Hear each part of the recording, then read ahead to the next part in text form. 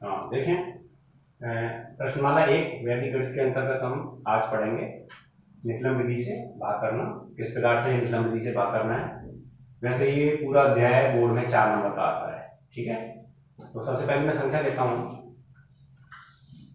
1245 भाग 97। तो ये संख्या होगी हमारी भाज्य और ये हमारा है भाजक। तो सबसे पहले हमें क्या काम करना है, 3 खंड बनाने हैं इसके, 1 2 और ये 3।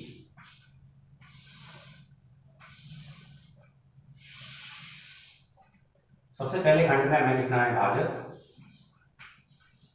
अच्छा, 97 हमारा भाजक है, तो ये इसमें आधा कितना लेंगे हम, 100। तो आधा हमारा हो गया इसमें 100, क्योंकि 97 किसके नजदीक है, 100 के नजदीक है। अब इस आधार में से इस 97 को घटा देंगे तो हमारे पास बचेगा कितना, 3। अब देखें ध्यान से, ये बहुत इंपॉर्टेंट बात है। वो क्या है कि आधार में देखो कितने शून्य है, 2। तो हमारे यहाँ पर जो पूरक संख्या हमारी जो 3 आई है, ये 2 में होनी चाहिए। तो एक तो हमारा हो गया 3 और एक अंक हमको एडजस्ट करना पड़ेगा, तो ये हो गया 0 3। इस बात का विशेष ध्यान रखें, ठीक है। अब आगे देखें, आधार में हमारे पास में 2 शून्य है, तो भाज्य में से 2 अंक तो हमको लेंगे तीसरे खंड में, और बची हुई संख्याएं वो हम लेंगे बीच वाले खंड में। ये हमारे जमाने का तरीका है। एक बार मैं दोबारा से बता रहा हूं, सबसे पहले भाजक 97 हो गया। 97 किसके नजदीक है, 100 के। तो आधार हमारा इसमें कितना हो गया, 100। 100 में से 97 घटा दें कितना बचेगा, 3। आधार में कितने शून्य है, 2। तो हमको यहाँ 2 अंक एडजस्ट करने पड़ेंगे, तो इस 3 का क्या लगाना पड़ेगा हमको, 0। अब देखें आधार में कितने शून्य है, 2। तो हम भाज्य में से 2 अंक तो हमको लेने हैं तीसरे खंड में, और बचे हुए संख्याएं हैं उनको हमको लेनी है बीच वाले खंड में, ठीक है। अब इसकी प्रक्रिया शुरू होती है। सबसे पहले ये जो एक अंक है, इसके नीचे हमें कुछ नहीं लिखना है, इस अंक को कैसे कैसे उतारना है, ठीक है। अब इसके आगे देखें, इस अंक से इन संख्याओं में गुणा करेंगे। तो 1 का गुणा करेंगे 0 3 में, क्या आएगा, 0 3। अब 2 में 0 जोड़ेंगे तो कितना आ गया, 2। अब इस 2 से फिर 0 3 में गुणा करेंगे, तो 2 का गुणा 0 3 में करेंगे तो कितना आएगा, 0 6। अब यहां पर जोड़ लगाएंगे, तो 5 और 6 11 की एक हासिल लगी, 1 और 4 5 और 3 8, तो 12। तो हमारा भागफल हो गया 12 और शेषफल हो गया 81। तो इस प्रकार से हमारे पूरा सवाल खत्म हो गया, ठीक है ना। तो आप इसको नोट कर लें। अब ध्यान से देखना, जब मैं दूसरा सवाल बताऊंगा तो इसमें एक स्टेप और आगे बढ़ेगी। वो कैसे बढ़ेगी, बस निकलम विधि से भाग करने में 2 ही तरह के सवाल हैं। तो दोनों सवालों में से एक सवाल बहुत अच्छे से समझ लेंगे, वैसे तो दोनों समझ लेंगे, लेकिन एक सवाल आने की संभावना सबसे ज्यादा होती है, ठीक है ना। आगे नोट कर लिया सबने, कोई दिक्कत किसी को, ठीक है आगे चलते हैं।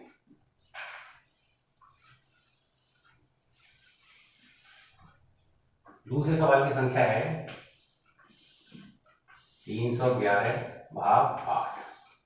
अब इस सवाल को ध्यान से समझें, इसमें एक स्टेप और आगे बढ़ेगी, और वो किस प्रकार से बढ़ेगी और उसको हमको किस प्रकार से हल करना है वो देखने की बात है, ठीक है।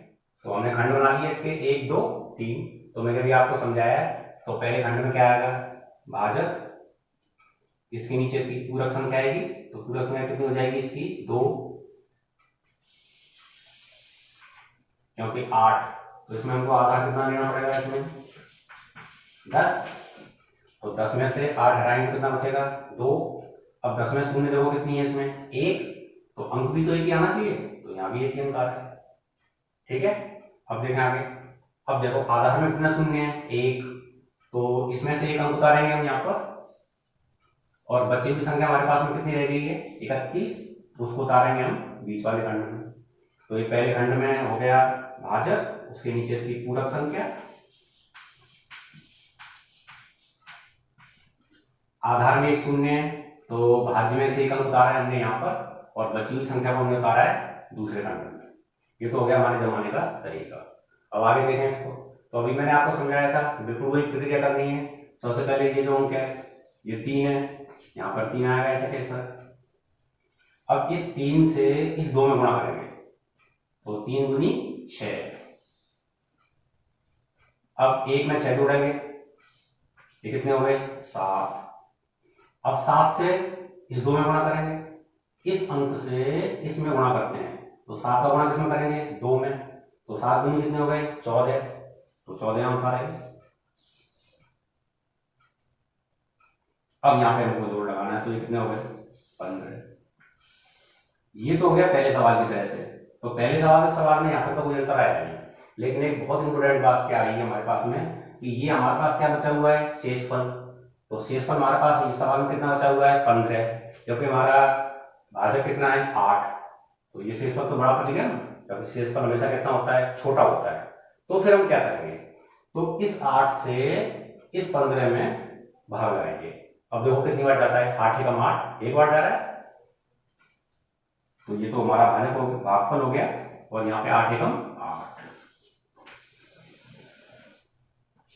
तो हमारा भागफल जुड़ जाएगा 7 और 1 8, यहाँ पे आ गया 3, और शेष पद के लिए घटा देंगे तो 15 में से 8 के कितने बचे 7। तो इस सवाल में ये तो हो गया हमारा भागफल और 7 हो गया हमारा शेषफल। इस प्रकार से निकलन विधि से भाग करने की क्रिया है। ठीक है, तो ये पहला सवाल मैंने भी आपके सामने किया था, दूसरा आपके सामने कर दिया। एक तीसरा सवाल है 1013, और इसमें भाग लगाना है 88 से। तो आप लगाएंगे आराम से बैठ करके, कोई दिक्कत आएगी तो आप इससे कंसल्ट कर लेंगे। ठीक है ना, तो आप इसको नोट कर लें। अब मैं आपको इसके आगे बताऊंगा, ये तो होगी भाग की क्रिया। अब मैं आपको निकलन विधि से वर्क करना सिखाता हूँ। देखो आगे नोट कर लिया आप लोगों ने सारा। तो निकलन विधि से वर्क,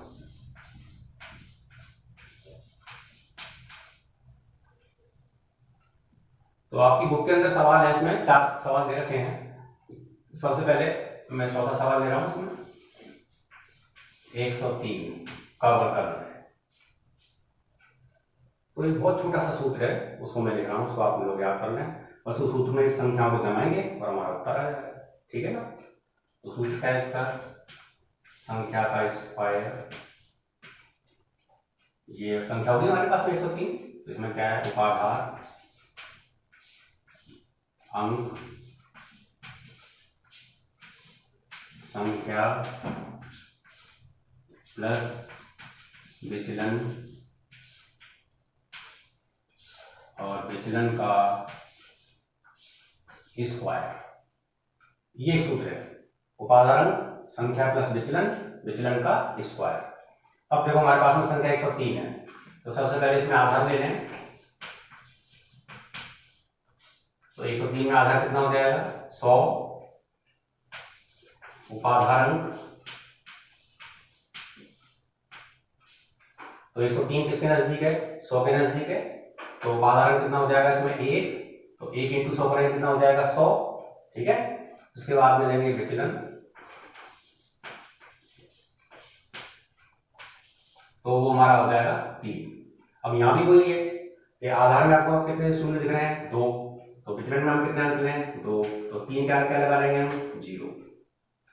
अब इन संख्याओं को हम इसमें सूत्र में जमा देंगे। तो उपादान कितना है इसमें 1, संख्या कितनी है 103, विचलन 3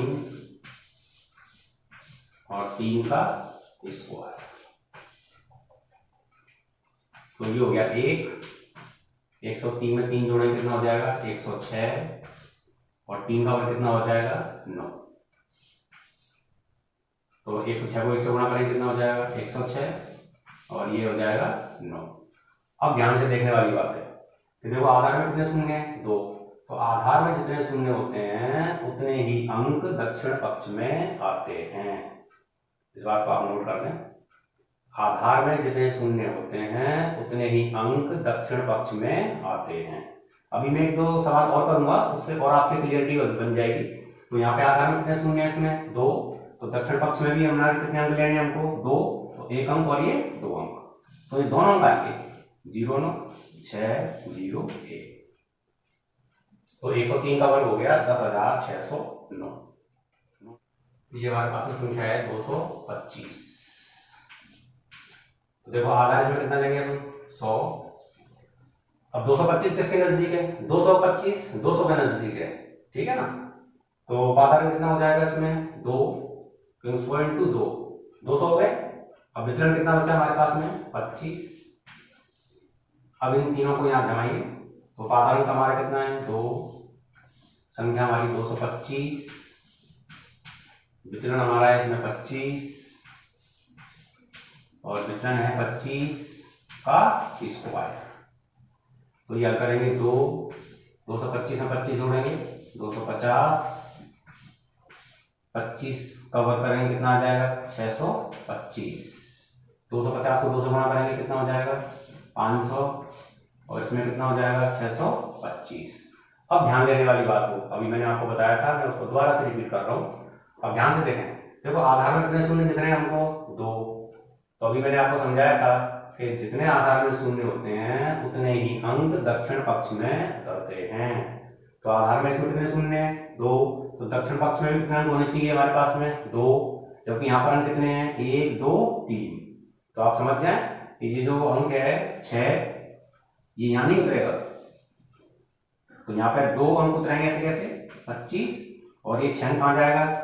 इस वाले अंक में चला जाएगा, तो 6 में 0 जोड़ेंगे कितना हो जाएगा? 6, ये 0 ऐसा कैसा, और ये हो गया 5 ऐसा कैसा। तो 225 का वर्ग हो गया 50,625। इन सवालों की यही खास बात है, एक तो आप सूत्र को याद करना है बहुत अच्छे से, और आप 2-4 बार लिखेंगे, इसका अभ्यास हो जाएगा अच्छे से, कोई दिक्कत नहीं है। उपाधारण संख्या प्लस विचलन, विचलन का स्क्वायर, एक तो सूत्र याद करना है आपको। एक आपको सबसे मुख्य बात है वो ये याद करनी है कि आधार में जितने शून्य हों उतने ही अंक दक्षिण पक्ष में उतारे जाते हैं, ठीक है।